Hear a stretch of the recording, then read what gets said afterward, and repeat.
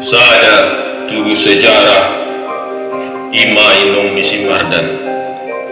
Naturu siya Porsea manokoti. Ima si Mardan di Tanjung Balai.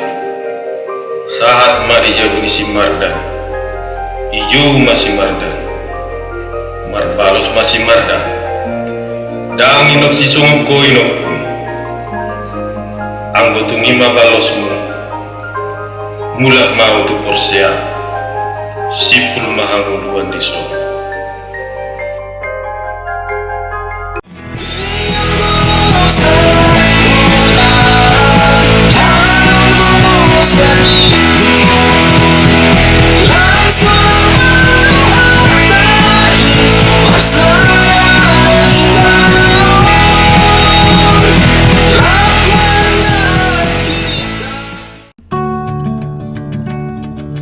Banyak cerita legenda hidup yang beredar di masyarakat Batak. Tentunya cerita-cerita legenda ini dibuat agar kita tidak melupakan leluhur kita, serta memperbaiki tingkah laku manusia supaya lebih baik dari sebelumnya. Salah satu cerita legendaris dari tanah Batak adalah Si Mardan. Menceritakan seorang anak yang durhaka pada ibunya, dan dia juga mendapatkan ganjaran atas apa yang diperbuatnya. Berikut kami rangkumkan cerita legendaris Si Mardan yang kami ketahui.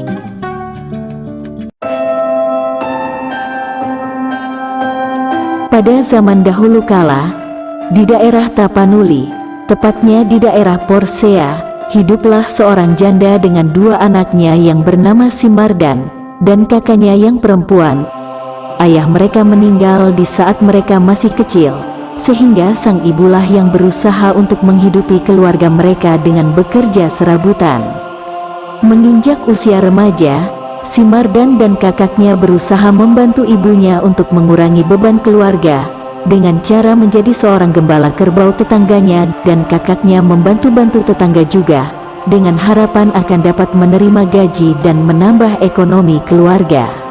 Begitulah kegiatan mereka sehari-hari. Mereka selalu berusaha untuk mendapatkan uang dengan bekerja apapun, agar mereka dapat makan. Namun apapun yang mereka kerjakan, hasilnya tidak mampu membangkitkan ekonomi keluarga. Dari hasil kerjanya, mereka hanya mampu makan singkong rebus saja. Sehingga pada suatu hari, seperti biasanya, Si Mardan pergi menggembalakan kerbau. Lama dia termenung dan berpikir, apakah yang terjadi pada mereka, sampai mereka menjadi orang termiskin di kampung itu.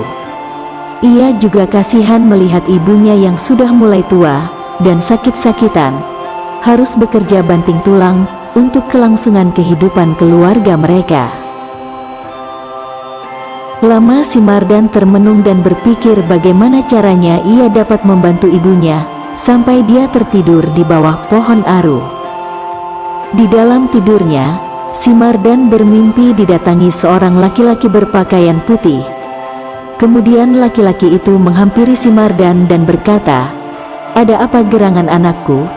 Kenapa engkau bersedih?" Kemudian Si Mardan menjawab kalau dia sedang memikirkan kehidupan mereka yang selalu dalam kemiskinan, dan ia ingin mengubah nasib mereka untuk memperoleh kehidupan yang lebih baik. "Oh, itukah yang mengganjal di hatimu anak muda? Tetapi jangan khawatir. Aku akan menunjukkan jalan kepadamu supaya ekonomi keluargamu dapat meningkat. Tetapi, kamu harus berjanji, kelak kalau kau jadi orang jangan melupakan keluargamu." Lalu orang tua itu pun melanjutkan ucapannya, "Di bawah pohon mangga yang ada di belakang rumahmu, ada sesuatu harta yang sangat berharga.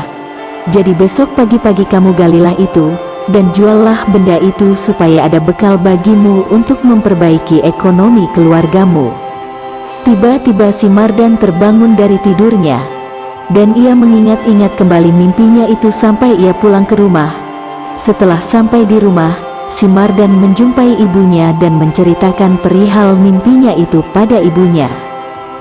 Kemudian Si Mardan dan ibunya sepakat untuk melakukan penggalian tanah di belakang rumah mereka, sesuai dengan petunjuk mimpi si Mardan. Keesokan paginya, si Mardan dan ibunya melakukan penggalian di bawah pohon aru yang ada di belakang rumah mereka. Setelah beberapa saat menggali, mereka menemukan sebuah peti tua. Mereka pun mengangkat dan membersihkan peti tua itu. Setelah peti itu bersih, dengan perlahan-lahan si Mardan membuka peti itu dengan mencongkelnya. Kemudian peti itu terbuka dan mereka menemukan sebuah barang antik, berupa patung dengan ukiran yang sangat indah. Si Mardan dan ibunya sangat terkagum-kagum melihat keindahan ukiran patung itu. Setelah beberapa hari, timbullah niat si Mardan untuk menjual patung itu, dan niat itu pun diutarakannya kepada ibunya. Ibunya pun setuju patung itu dijual. Namun di sekitaran daerah Porcea, tidak ada orang yang berminat dengan patung itu. Maka timbullah niat si Mardan menjual patung itu ke daerah Tanjung Balai. Karena di samping ramai, Tanjung Balai juga merupakan daerah perdagangan antar pulau, serta banyak sultan-sultan yang kaya bermukim di sana. Si Mardan pun berangkat ke daerah Tanjung Balai dengan meninggalkan ibunya dan saudara perempuannya di kampung, dan si Mardan pun berjanji pada ibunya, kelak dia akan kembali setelah patung itu terjual. Sesampainya di Tanjung Balai, si Mardan pun mulai menawarkan patung itu kepada saudagar-saudagar dan sultan-sultan yang ada di Tanjung Balai. Namun semuanya sia-sia, sebab tak seorang pun yang berminat untuk membeli patung itu. Namun salah seorang saudagar itu menyarankan si Mardan untuk menjualnya ke Malaysia, sebab di Malaysia banyak kolektor barang antik. Dan tanpa pikir panjang, si Mardan berangkat ke Malaysia untuk menjual patung tersebut. Sesampainya di Malaysia, si Mardan pun menawarkan patung itu kepada salah seorang sultan Malaysia yang kebetulan seorang kolektor barang antik. Sultan itu pun tertarik dengan patung itu dan membelinya dengan harga yang sangat tinggi. Si Mardan pun menerima pembayaran patung itu, dan ia sangat terkejut dengan apa yang diterimanya. Seumur hidupnya si Mardan belum pernah memegang uang sebanyak itu. Kemudian si Mardan berpikir, harus dia apakan uang sebanyak ini? Mau pulang kampung atau tinggal di Malaysia untuk berdagang? Dan dengan pemikiran yang sangat matang si Mardan memutuskan untuk tinggal di Malaysia dan merintis usaha. Soal pulang kampung kelak bisa dilakukan setelah dia berhasil. Kemudian dia memulai usaha kecil di Malaysia. Hari demi hari ia lalui dengan berat. Namun dengan kegigihannya dan niatnya yang besar, dia dapat bertahan dan melalui semuanya dengan senang hati. Hari berganti hari, bulan berganti bulan dan tahun berganti tahun. Usaha yang dirintis si Mardan dari yang semula kecil kini menjadi besar. Kini dia telah menjadi seorang yang sangat kaya di Malaysia. Kini dia telah memiliki beberapa kapal untuk berdagang antar pulau, serta memiliki ratusan pekerja dan rumah yang sangat besar di Malaysia.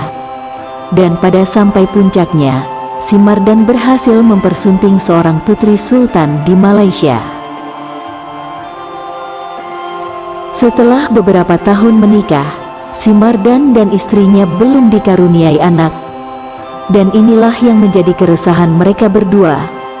Sampai pada akhirnya, mertua si Mardan menyarankan si Mardan untuk pulang ke kampung halamannya dan meminta restu dari orang tua si Mardan. Karena menurut mertuanya mereka belum dikaruniai anak lantaran belum mendapat restu dari orang tua si Mardan. Akhirnya si Mardan pun menuruti nasihat mertuanya itu. Mereka pun pulang kampung walau dengan hati yang terpaksa. Karena si Mardan berpikir, mungkin bila mertuanya dan istrinya tahu kalau keluarga si Mardan orang miskin, mereka akan merendahkannya. Dan si Mardan tidak mau ini terjadi. Si Mardan dan istrinya pun berangkat ke Tanjung Balai. Mereka berlabuh di sana. Akan tetapi si Mardan membohongi istrinya bahwa ibunya akan segera datang menjumpai mereka karena dia telah menyuruh utusan untuk menjemput ibunya di kampung. Berita kepulangan si Mardan ramai diperbincangkan oleh orang di daerah Tanjung Balai karena keberhasilan si Mardan di tanah perantauan sampai menjadi seorang yang kaya raya. Hal itu pun sampai ke telinga ibunya di Porsea. Berita itu disampaikan oleh pedagang Porsea yang baru pulang berdagang dari Tanjung Balai. Mereka mengatakan bahwa anaknya si Mardan telah menjadi orang yang kaya raya di Malaysia. Dan sekarang si Mardan baru berlabuh di Tanjung Balai. Dengan perasaan haru dan senang mendengar berita kepulangan anaknya, ibu si Mardan dan saudara perempuannya berangkat ke Tanjung Balai untuk menjumpai si Mardan, karena mereka sangat merindukan si Mardan yang telah bertahun-tahun meninggalkan mereka di kampung tanpa ada berita. Sesampainya di Tanjung Balai, mereka segera bergegas ke daerah pelabuhan untuk menjumpai si Mardan, karena menurut masyarakat di sana si Mardan dan istrinya tinggal di kapalnya. Sesampainya di pelabuhan, ibunya melihat si Mardan dari kejauhan dan dia berlari mengejar si Mardan dan segera memeluknya karena dia memang sangat merindukan anaknya itu. Akan tetapi si Mardan segera mendorong ibunya sampai terjatuh ke tanah sambil berkata, "Aku bukan anakmu." Lalu ibunya pun bangkit dan berusaha meyakinkan si Mardan bahwa dia adalah ibunya. Namun si Mardan berkeras bahwa dia bukan ibunya. "Ibuku bukan macam kau wajahnya," kata si Mardan sambil menamparkan ibunya sampai terjatuh ke tanah.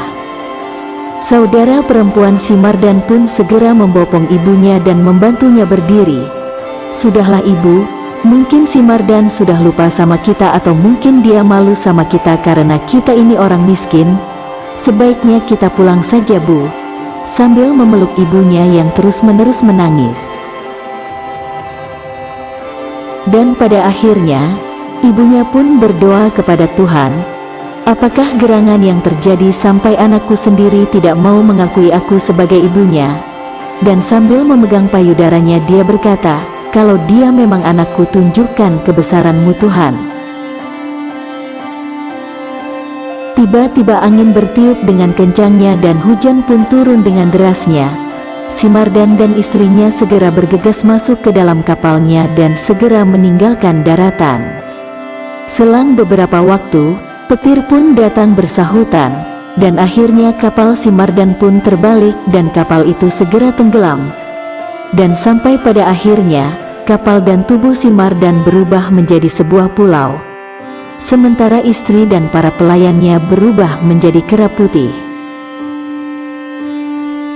Demikianlah sekilas legenda si Mardan yang kami ketahui. Bila ada yang salah kami mohon maaf. Horas.